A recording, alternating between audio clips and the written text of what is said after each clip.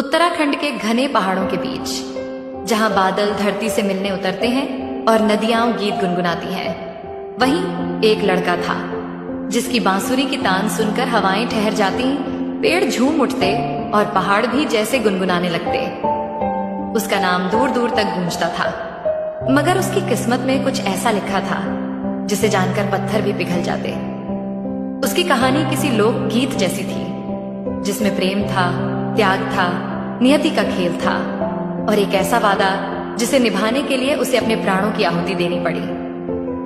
राजा ने उसे उपहार स्वरूप विशाल भूमि दी थी, लेकिन जब खेतों की रोपाई के लिए शुभ मुहूर्त नहीं निकला तो पंडित ने फरमान सुनाया, तुम नहीं, तुम्हारी बहन रोपाई कर सकती है, उसे ले आओ। लेकिन इस सफर में उसकी राह में एक नाम था, भरना, वो जिससे वह अनकही मोहब्बत करता था, जिसे देखने मात्र से उसकी आत्मा खिल उठती थी और जिसकी आंखों में झलकते प्रेम के प्रतिबिंब में वह खुद को भूल जाता था। जब घर से निकलने लगा, माँ ने कई अपशकुन देखे। बकरी छींक उठी, चिड़िया अजीब स्वर में बोलने लगी। माँ ने मना किया, मगर प्रेम किसी की नहीं सुनता।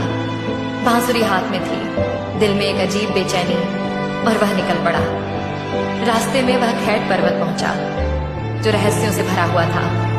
वहां उसकी बांसुरी की तान पूरे जंगल में गूंज उठी और तभी घुंघरुओं की छनछनाहट सुनाई दी। उसने आंखें खोली तो देखा आश्चर्या, वे वन देवियां थीं, स्वर्गिक सौंदर्य की जीवंत मूर्तियां, इतनी अद्भुत कि जिसे चाहती उसे अपने लोक में ले जाती।